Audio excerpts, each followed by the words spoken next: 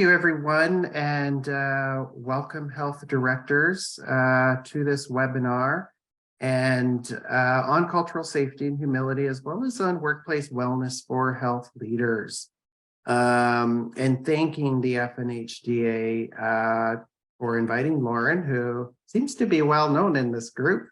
I'm a bit new to this group, so hello to everyone. And to share about what we are doing at FNHA around cultural safety and humility and some of the concepts that can really support you in your workplace. And we look forward to the time that we have today. We have a full agenda, so we're just going to jump right in.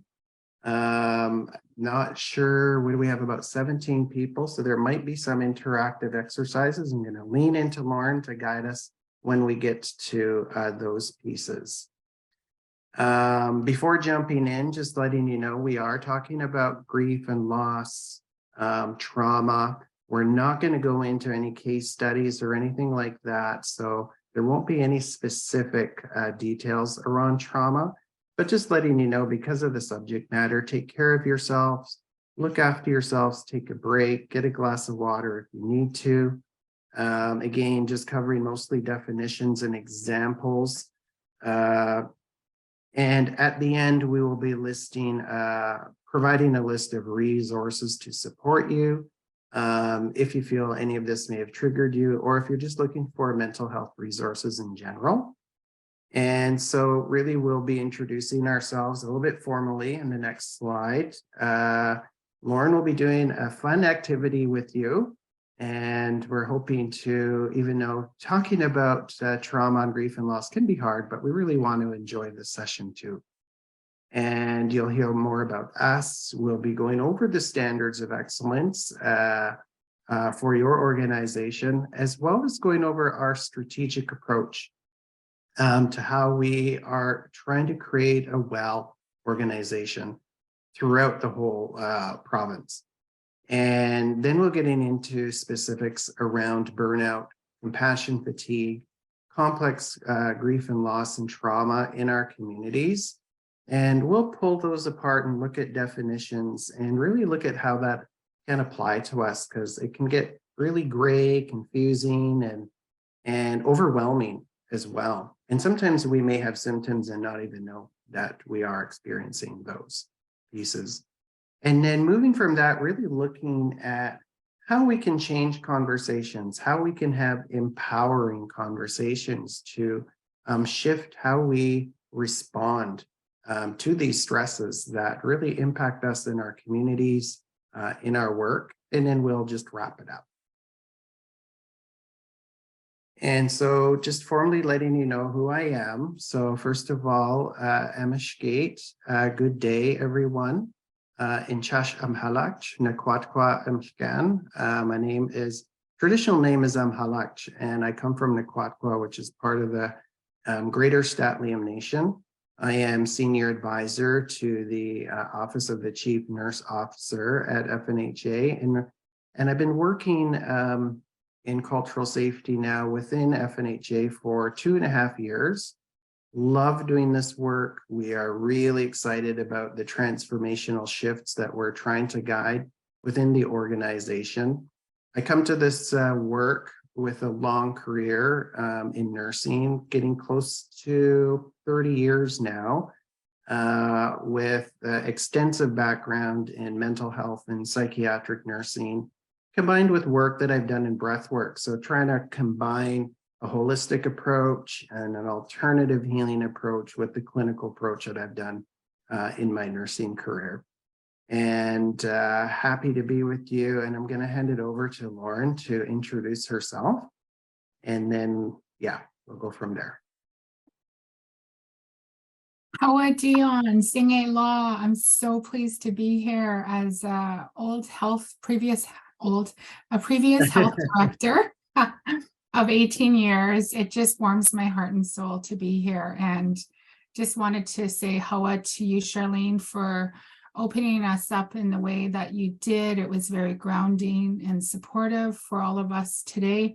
And also I really appreciate Dion. He comes with a wealth of knowledge and experience. And as I him and I worked together on this presentation. He really knows what burnout is in healthcare, and with his nursing background, his experience working for a large organization, I'm going to call it a bureaucratic organization such as Vancouver Coastal, moving into the First Nations Health Authority really supports our work, the big work that we need to do, bringing in a systemic lens that I'm finding is a growth edge for me, coming directly from community. So my name is Giachaga Ewens. I come from the Haida Nation. I'm calling in from Skidegate on Haida Gwaii.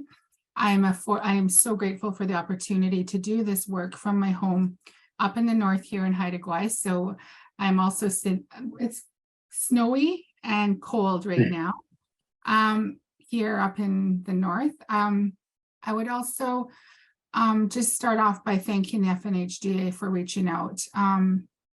When Dion and I had initial meetings with the FNHDA Secretariat team, there was a real heart-centered request for health directors. There was a real desire to support you as health directors, acknowledging the pandemic and the fatigue and the multiple compounding grief that health directors carry was brought forward. And that was at the forefront of Dion and I's approach to today's webinar, was to really support you as health leaders in community in a way that can hopefully uplift you and give you some tools that you can walk away with.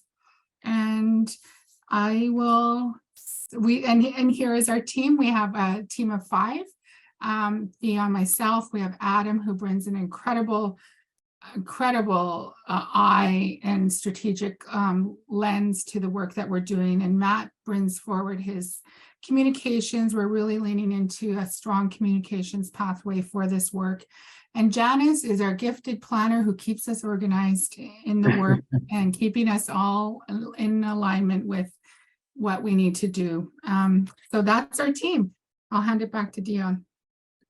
Thank you, Lauren. That's great. And we are really happy about the work of this team growing and expanding, because we have a full complement now, whereas we had a very small team before. So we're looking forward to moving into action with all this work. Before we jump into the work, we wanted to do a bit of an activity, and Lauren's going to lead you through a light exercise.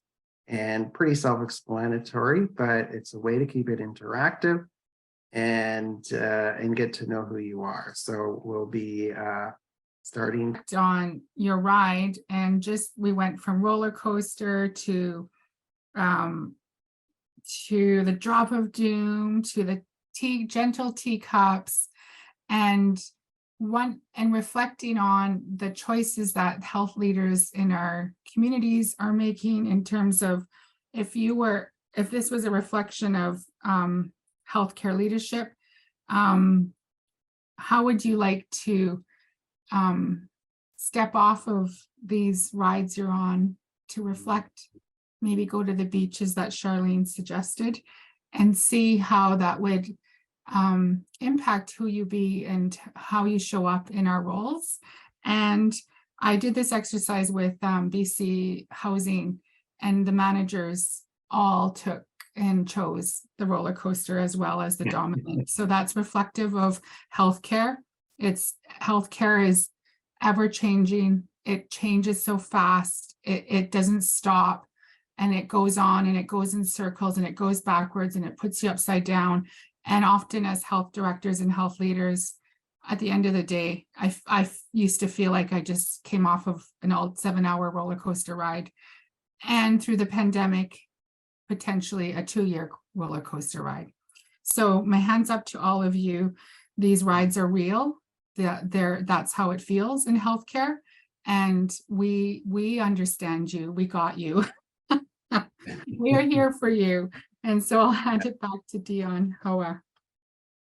Yeah, just acknowledging some of the reasoning behind the choices, the staff turnover, going in circles, feeling off-centered, and, up against those doors, approaching year end, fiscal responsibilities, and just needing to break away somewhere and do something differently, and just so many losses that we're up against. And so really like this exercise to bring some of that out, because that's really what we're talking about today. And Lauren brings that gift in reframing that for us in terms of, okay, so here we are. What else can we do? Where can we get creative? But before we move into that piece, we'll look at the foundational principles and directives that really guide your work. And I know Lauren is well versed in this. I haven't been a part of the Health Directors Association, but just being connected as I am in my community, I know the good work that our CHRs, patient travel, and our council who are on health boards, and know the good work that they're doing in this area. So Lauren's going to get you started off with really taking a looking at your standards of excellence to kind of set the foundation and discussion today. Thanks, Dion. Yeah, Dion, I just wanted to ground you, the health directors, in your standard of excellence that you created, and just wanted to talk about briefly on grounding your work within culture and tradition, and how this work, how can learning about burnout support you in potentially ways that your own culture, the cultures that you work in, can really support you in moving through some of what Dion's going to talk about today, including the burnout and the compounded grief that we all experience in the communities. So just really wanting to loop you back to your standards of excellence as health directors in your community. And the next one, yeah, there. So yeah, just continuing to ground your work in tradition, and just looking at the bottom piece, the health director incorporates cultural safety into community health program and services. And how can you, as a health leader in your communities, can start to bring that piece to action into the community level. And the next slide. And this is what you're all doing today. FNHDA provides you these opportunities to participate in developing yourself as a health leader in your community.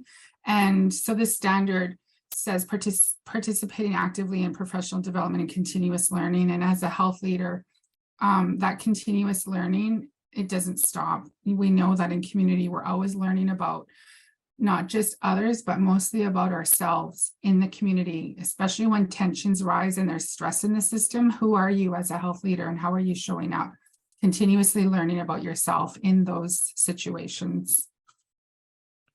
And the last one we wanted to just highlight for you and bring to your attention is functioning at a high operational standard. We pulled this one out of your standards, I believe, because this one creates a personal learning plan. And in some of the work that we do as health leaders is setting goals for yourself and in your who you want to be and how you want to grow into your role, and working with your leadership and your chief and council, if that's who you report to, on developing a personal learning plan so that you could be supported to prevent the feelings of burnout and the actual expression of burnout in our communities. So that's what I'm really grateful Dion's here to start to support you in learning a bit more about that, and just pointing you to your own directive here on your standards, that you can create your own personal learning plan to support you in keeping you sustained in your roles. And I'll hand it back to Dion. Great, thank you for that, Lauren. Always good to, have those directives as our foundation, and know we're supported that way, because they really are there to direct us to those points that help us in our work, guide us in our work whenever we feel lost and don't know where to go. I do that in common in my nursing practice, and as a coach, as a nurse, psychiatric nurse, is always going back to those directives. And even as an organization at FNHDA, we have the shared 7 directives as well as shared values that we lean heavily into. So we'd like to shift gears now and focus on FNHDA and how we are strategically addressing cultural safety and humility. and how this really leads to promoting workplace wellness. We're going to start off in talking about guideposts, and these are values. Our team here that we have has gone through a lot of growth and evolution over the past 2.5 years. I'd mentioned before that the team that we currently sit in 2.5 years ago used to be called a cultural safety backbone team. And that team at the time was really guided by what was called a provincial strategy on cultural safety humility, called the Change Leadership Strategy, which really had situated us to help system partners. So those are our colleges and our regional health authorities like Vancouver Coastal Health Authority and whatnot.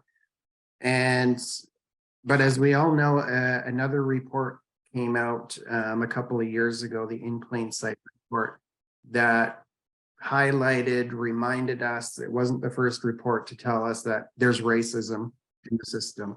And we know that loud and clearly. But it was another influencer for FNHA to say, okay, we need to up our ante. We need to get our duckies in a row within our organization. So they shifted the work from that cultural safety backbone team to the team that we have today, to really have an internal focus, making sure we have our training, our policies in place to really support our internal staff and not weigh so heavily on the external pieces where there are resources in place to do that.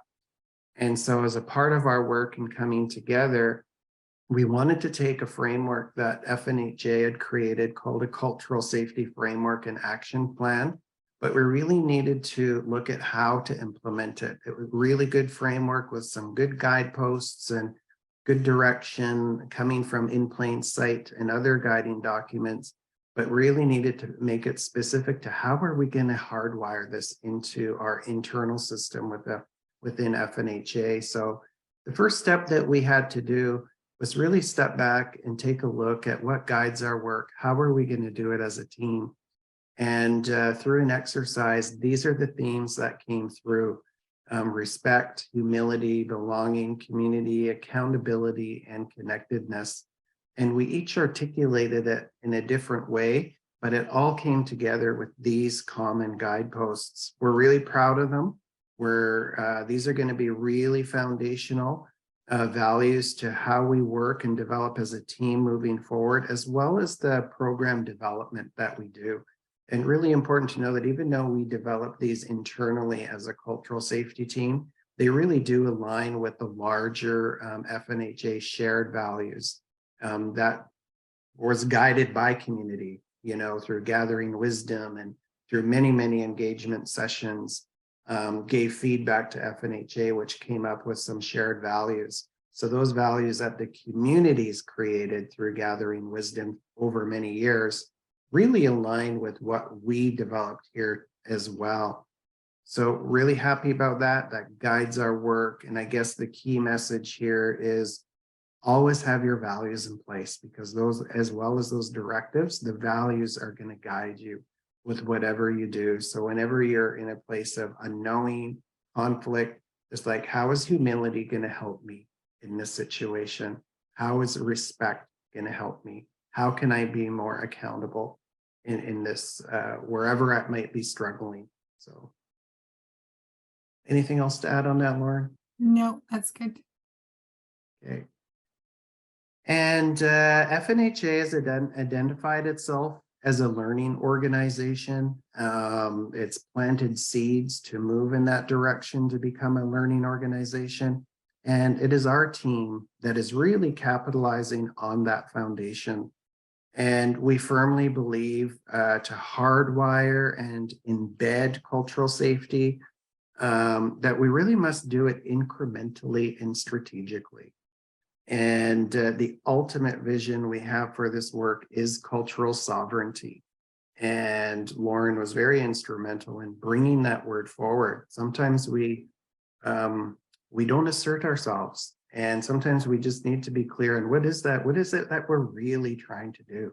We're really trying to protect, assert, and know who we are as Indigenous people. And that comes through that process of really claiming establishing and protecting cultural sovereignty. And through different principles of getting there. So you'll see holistic systems thinking perspective, and we speak of both academic and Indigenous worldviews. Some people talk about the two-eyed seeing approach, and then we know that we are natural system thinkers as Indigenous people. So we really need that to be a core principle on how we embed this work. And developing and evolving as leaders in cultural safety and humility, those mental models, expanding on the foundational training that's out there, but really making it our own, and fine-tuning how we think about this work through a system lens and an Indigenous specific anti-racism lens. And as well, ensuring all staff are supported from the time that they're hired and being supported throughout their career to advance and to ensure retention of staff. So that's that ongoing development. So that when we come into the organization, we know the values, we know the directives, we have a growth and learning plan in place, and we're supported by healthy policy. And really making a concerted effort to uphold those directives and those shared values. And every month, our team hosts a cultural safety and humility community of practice. And one of the topics we'll be covering next month in April is exactly that. So we have members from our Office of the Chief Medical Office are going to come in, and they're going to talk about their historical experience of working within FNHA and what it looks like and how to walk the path of really living up to those shared, those 7 directives and shared values in a real meaningful way. And so that really speaks to walking cultural safety and humility.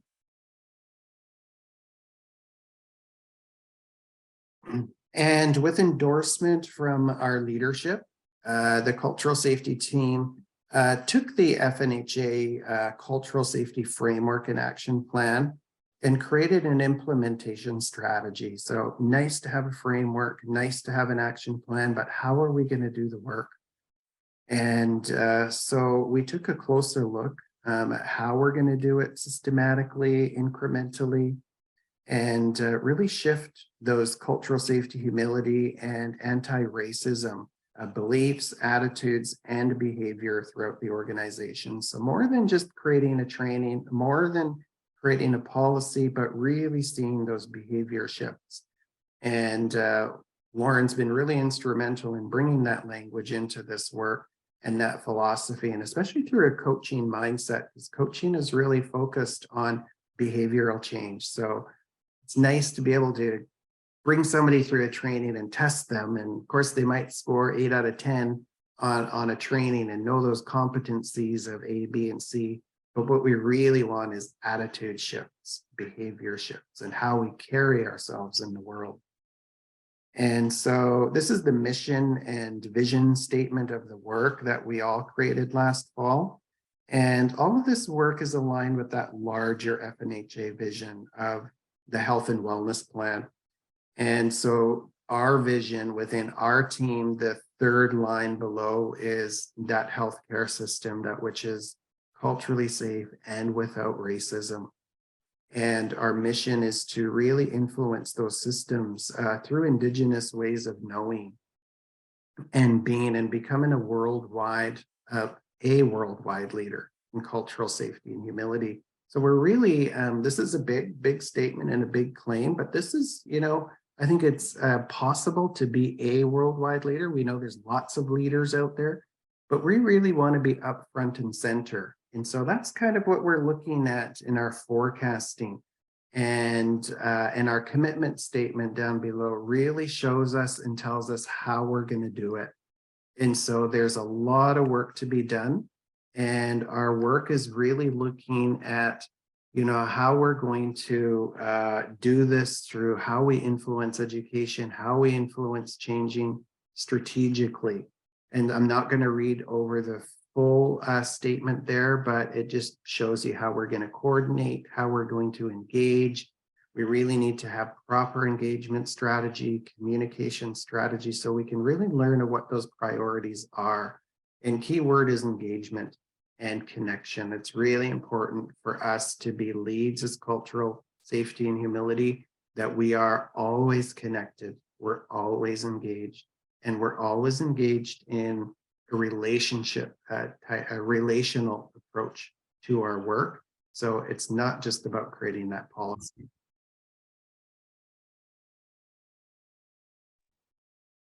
And this slide really is a bit more of a visual of the work. And these are the three main baskets of work that we'll be focused on.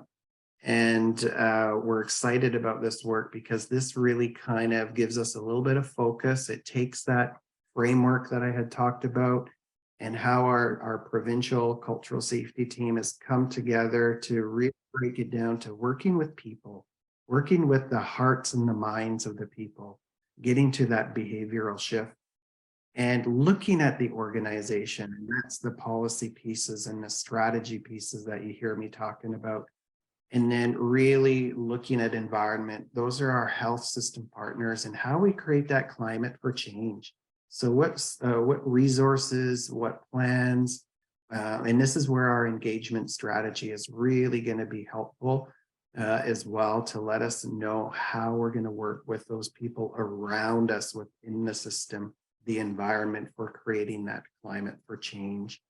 And so we're really excited about that. And how we do that work is on the next slide. And these are the really big themes of our work that we're focusing on. And I referred to some of this in the last slide, but the essence of the work is to develop, not just through training, but overall professional and leadership development. And so we can only go as far as we do as leaders, right? So there's always ongoing development and learning. We'll be embarking upon an extensive engagement process to seek out the opportunities and to seek the wisdom from our senior leadership, but those who have the knowledge and stories of system transformation as well.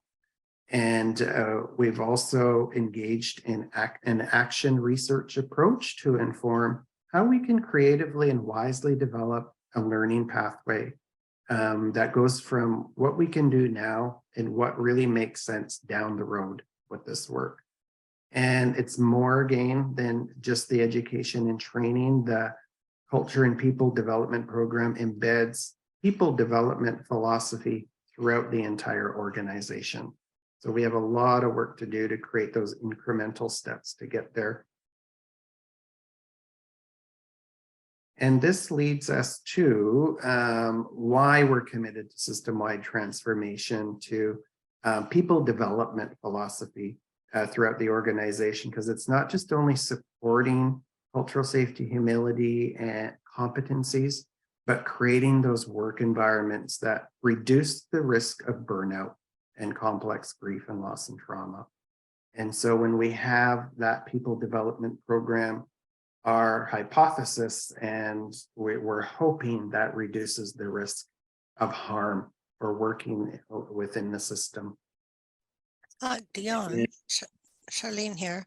Question, you have brought up burnout. How can we how can we support our staff with burnout? Yeah, where your question leads into where we're going right now. So we're going to pull apart what that looks like, what it means, and what we can do about it.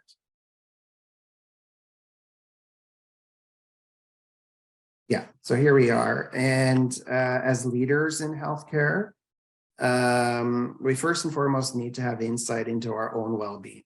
And so that's what we're going to talk about next, and be aware of our collective histories and the complex work environments that we work in. And even the exercise that Lauren guided us through, helps us see how complex that work is in those multi-layers. So in this section, we will review each of these concepts, and I will review them not to diagnose or pathologize, but to keep in mind how they impact us. And I say us because I'm quite familiar with each of these personally as well, having 30 years in working in mental health and psychiatry, I can actually speak into these quite personally and with authority. And so what we wanted to do is untangle this a little bit. And I show this slide because on my own journey of self-discovery and growth, it took me many years to uncover and untangle the many symptoms I was having. And this slide is specific to the grieving process because you look at on the picture on the side, it says stages of grief. But we will see in the next slide that grief is part of burnout and trauma. They're all quite connected. And we often see graphs like this that make us think that, like, the stages of grief without all the squiggly lines makes us think that healing is real linear, that we have to go through this step-by-step linear process to heal. But in reality, we can be all over the map, kind of like the squiggles in the line there. And so burnout, conflict, compassion fatigue, grief and loss and trauma, they all may look similar. We might have some of those symptoms, but they are really different, and navigating them is really complex in an individual journey. So like these squiggly lines, I've been all over that map. I never went through my learning and healing and grieving process in this perfect U shape here. And they all require a different response and different levels of care in how to heal and address them. And untangling all of it, because some of their symptoms really overlap, begins with awareness. So we'll take a stab at first looking at burnout versus compassion fatigue. And they can look very similar, but if we look at these definitions, we see how different they are. And the burnout, the main thing that I highlighted with the definition of burnout is that it's very specific to being work-related. It's workplace stress resulting from chronic stress. So really those feelings of energy depletion, exhausted, distancing, mental distance from the job, feeling negative, and reduced professional efficacy. So you're not doing very well on the job anymore. And that's a definition from the World Health Organization. And I put that in there with compassion fatigue because it can look the same, but with compassion fatigue, the big difference with that, and you'll also know that compassion fatigue is also referred to as secondary traumatic stress or vicarious trauma. If you've ever heard of those terms before. And the difference between that is compassion fatigue is categorized as an actual medical diagnosis and a medical illness, whereas the burnout, it is listed as a syndrome, but not necessarily a disorder and whatnot. So big difference in those two. And quite often we'll start out in a place of burnout, and it's not quite to the point where it's become an actual secondary traumatic type of illness.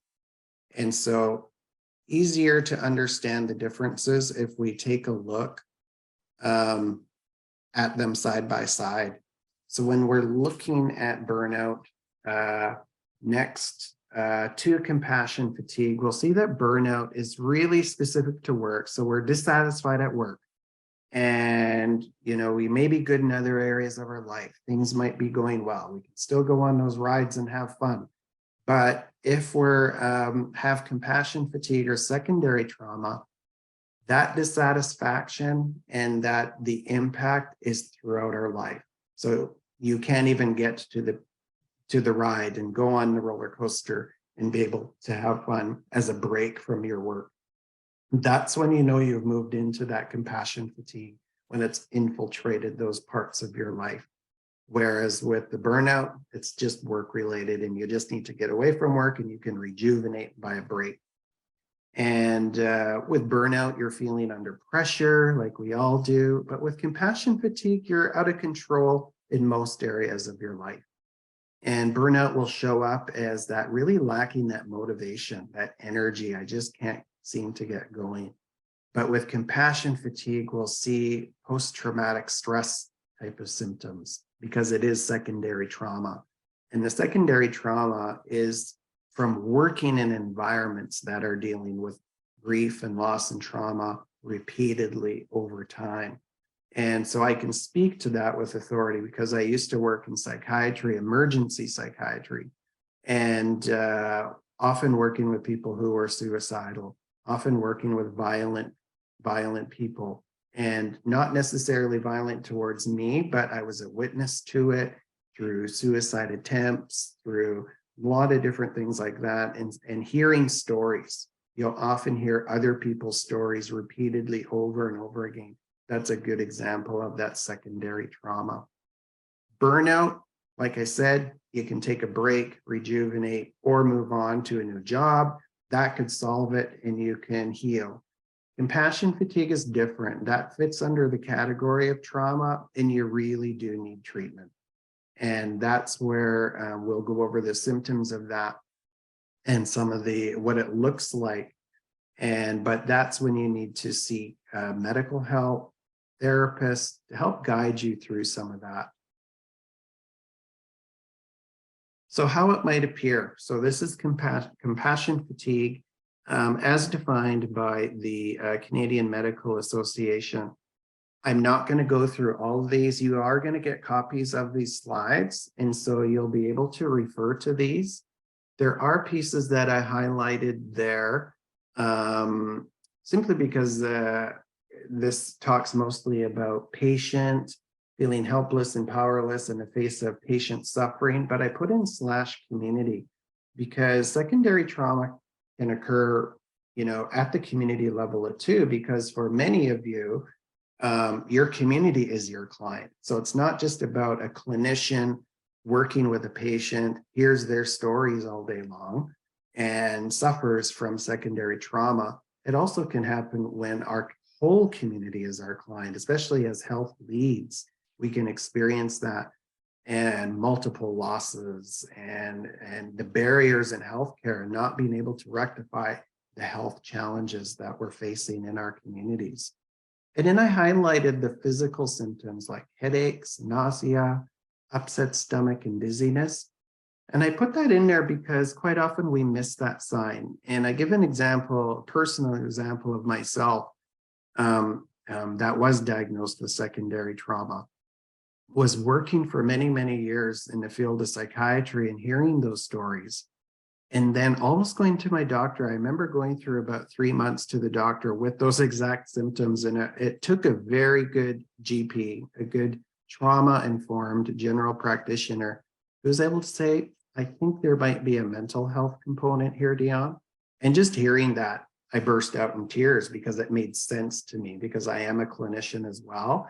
And so connected those dots and untangled, that scribbly lines all over, really made sense to me. And that's why I wanted to highlight that, because sometimes we cannot see that. We might just think, oh, I might have the flu or I might have something that's been lingering on. But you'll see by all that list, it's multidimensional. It affects our mood. It affects our relationships. It affects our ability to look at self-care. We might even start self-medicating with food, with substances, and just really numbed out and not able to cope with the demands of our work. Hi, Dion. It's Karen here. I just wanted to flag, Vanessa was asking about questions. Normally, we open the floor after the presentation. Would you prefer that, or can she pose her question now? Because it might be relevant to this slide that you are speaking to. Yeah, we're probably about a third to halfway through, and I think we have about 24 minutes left. So I kind of leave that to you as our you who's holding space. Are we finishing right at noon? We tend to try and finish at noon. So if we wrap up the presentation at like 10:02 or so, but Nikki, she just came back and said that it's okay. She can wait. Okay, that's good. Yeah, so we'll try and write your questions down, and then we can even try and answer them afterwards too, if you email us those questions. Sounds Okay, so moving on to grief and loss. Really wanted to differentiate these two because these really overlap as well. And the big thing here is that grief is a response and trauma is an event. Really big difference. And so grief is a normal and natural feeling after a loss. So that's pretty straightforward. And a traumatic event, it's an event that causes harm physically, psychologically, emotionally, even spiritually. And so with grief, we'll see that happen with the many losses that we experience, and we expect that to happen. But with trauma, it's an event which there's a loss that occurs, and then we go into the grieving process. And so that's where you have that overlap.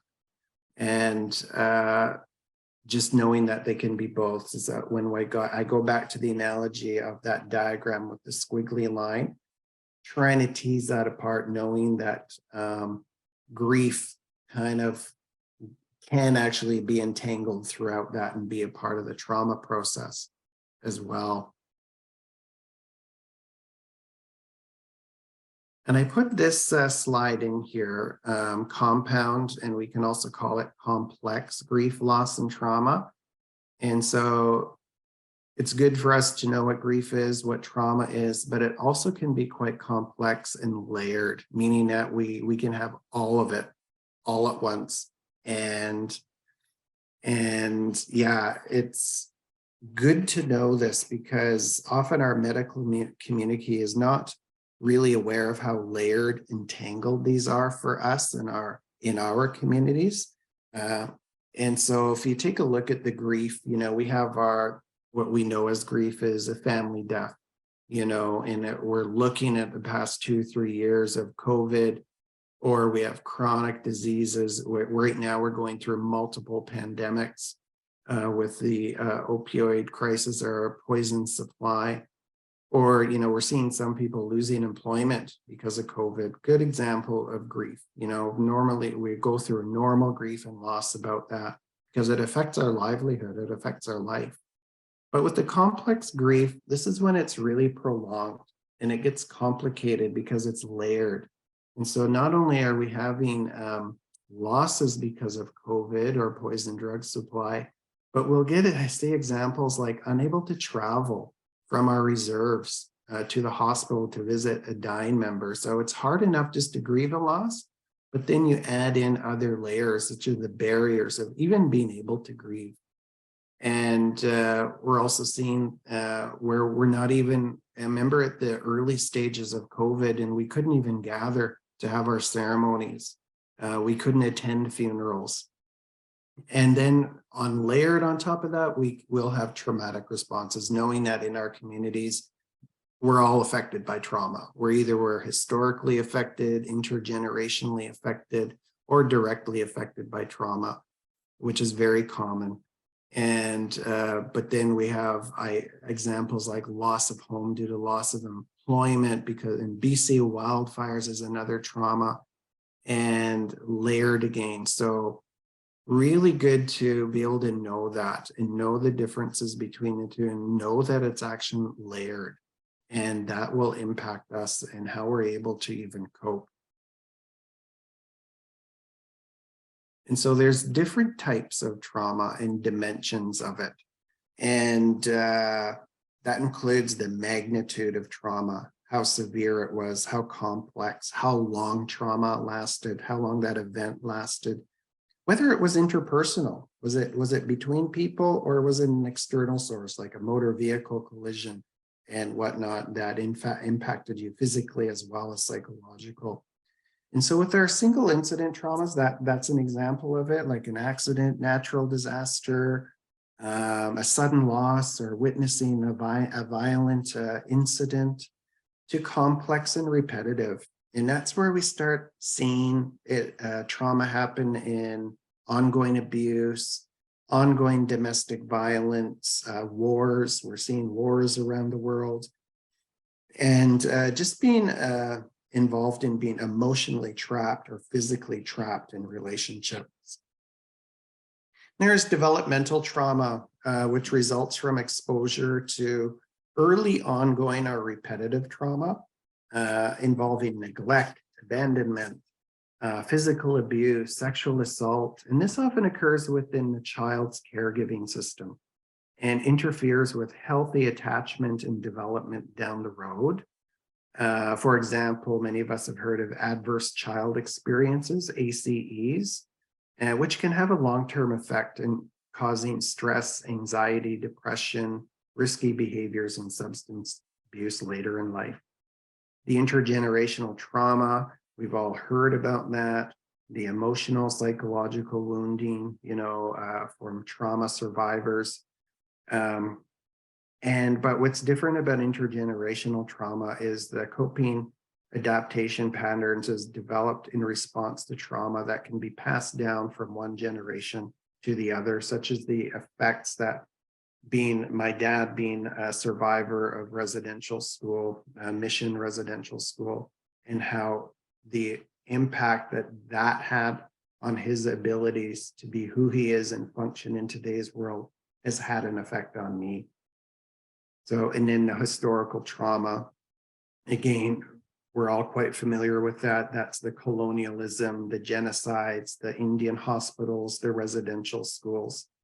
And we're quite familiar with those. So keeping in mind, there's a lot of dimensions of traumas and it can look different. And it can be very cumulative and complex, layered with the grief and loss that we talked about previously. And how it may show up. So if we're all walking around in a trauma state, it can have professional impacts. And this is the way it may show up in the workplace. So job performance, morale, behavior, and then there's interpersonal effects.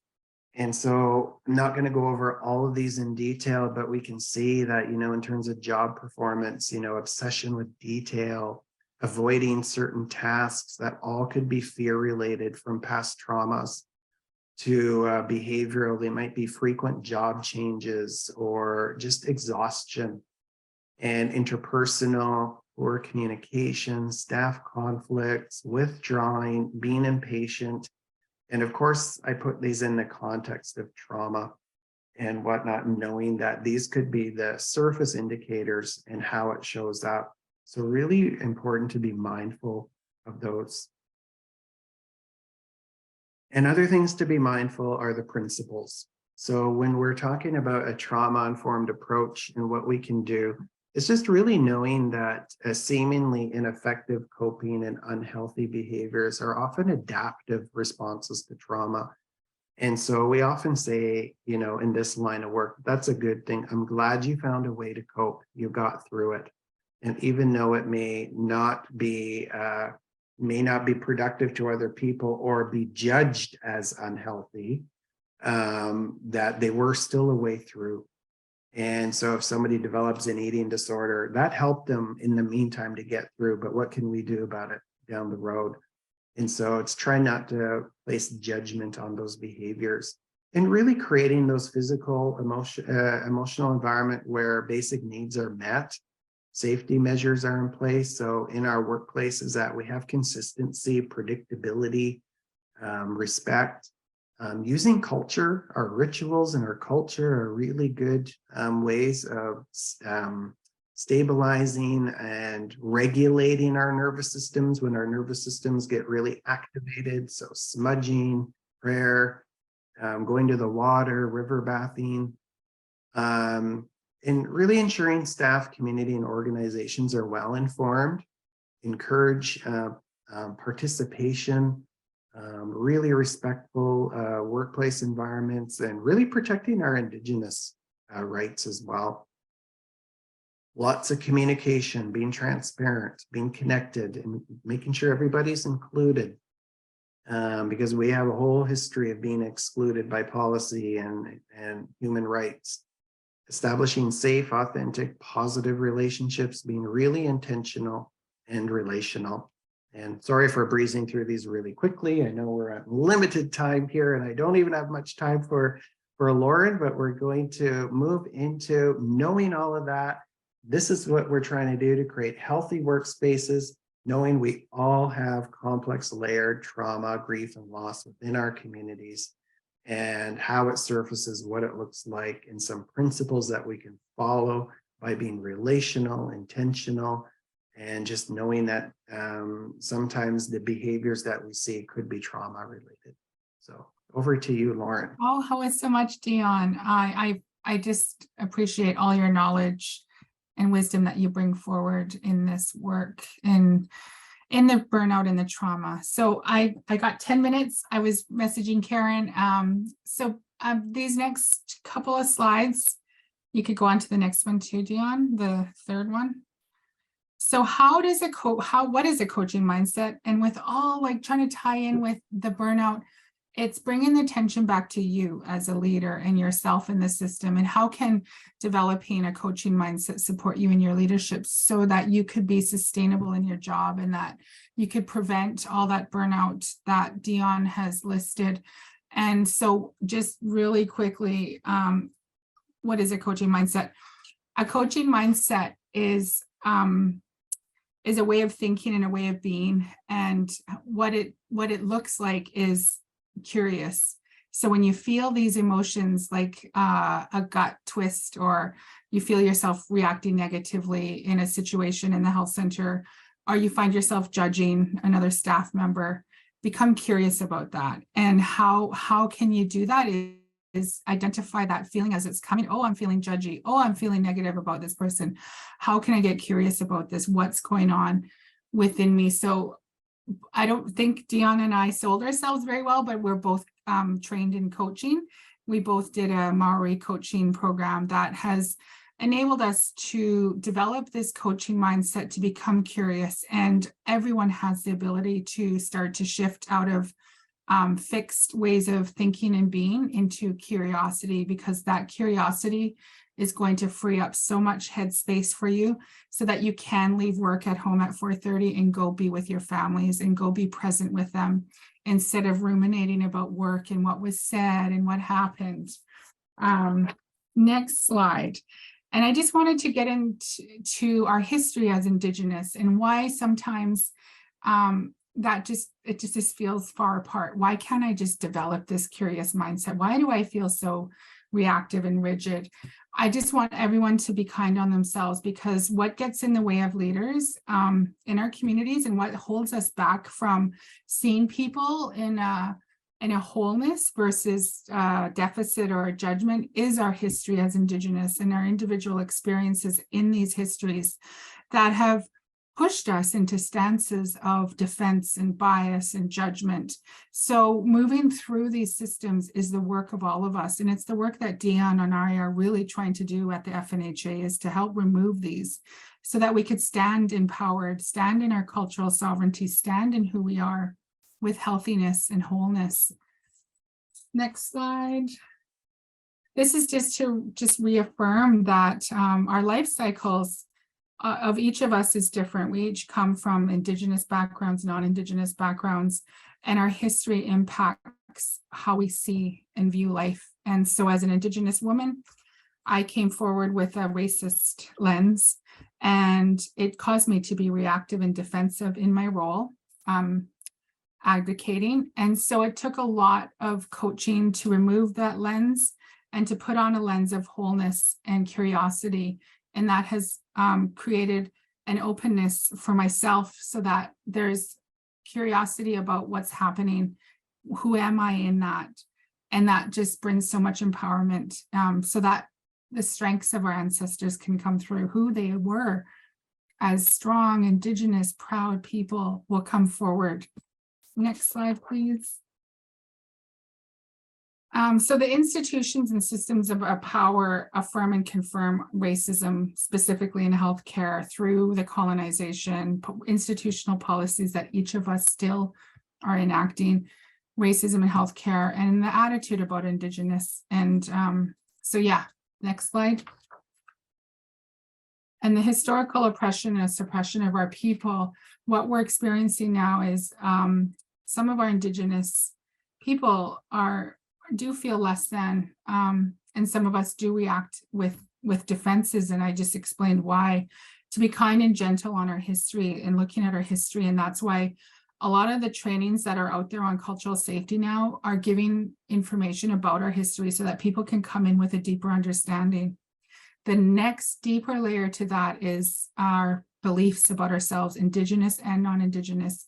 And that's part of the training that we're starting to really delve at. Like, we're really wanting FNHA to produce cultural safety training that goes down into the layers, because that's where the shifts happen. They're not going to happen in the knowledge exchange that's happening, that's currently being done with cultural safety training. We really want to get down to the deeper layers so that people can make the shifts that are going to support the system to shift, so that we can all have safety in the healthcare system. So how can you as a health director become more curious, and how can you use cultural biases? How can this support you as a leader? And what ways can you become curious about supporting trauma-informed leadership, and what does that look like? What ways can you become curious about how burnout influences your staff in the health centers? What ways can you support staff? What ways can you learn more about it so you can identify, oh, that list Dion put, I'm seeing that in a couple of my staff. I think I need to have a conversation with them to check in with them. And what questions can support awareness of cultural biases?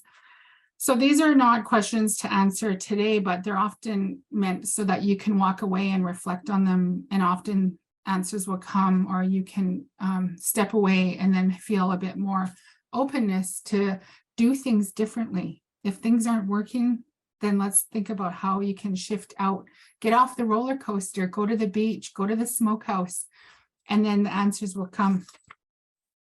Last couple slides. I think I might have did it. I have 2 minutes. So this is diabolic behavior theory. I put it in there not because I want to go into counseling or go back, because coaching makes you think forward. Coaching, the middle circle is a wise mind. It's a combination of the left, the rational mind, and the right, emotional. So the rational mind comes at facts, figures. The emotional mind comes at with emotions. The wise mind combines the two so that you can solidly bring forward facts and figures and have a really balanced approach to things. And that's why I put that slide in there, because I think it's a beautiful, empowered place to come from. Then the next slide, coaching can also not only give you a tool to become curious, but it also really helps you focus in the present. It doesn't let you go back.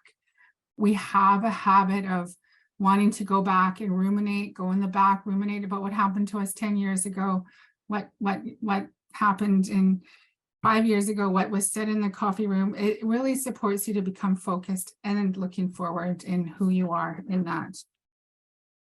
And I'm going to end there. I have 1 minute left. I just wanted to end with gratitude for all of your work, and to your team at FNHDA, and to Dion. Keep up the work. It's amazing work that we're doing for our future. So how everyone. Thank you. Thank you, Dion. Thank you, Lauren. Amazing work. You got me thinking as well.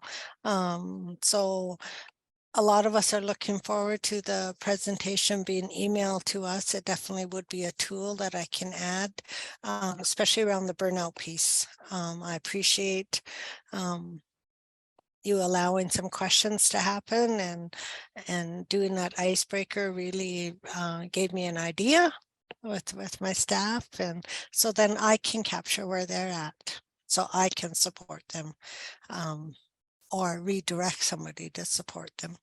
So thank you. I believe, Karen, thank you for trusting me to chair and monitor questions and raising hands. It took me figuring out with 3 monitors. You may not see it, but I got 3 monitors going here. Thank you, everybody. Karen, I will look to you to if and when. In her comment, she said it will be uploaded to our website for FNHDA. Take care. Nanya Stanla. Thank you, Bye. everyone. Pleasure to meet everyone. Have a good day. Bye, Just- everyone. Thank you. Thank you, Dion. Bye-bye. Thank you, Lauren.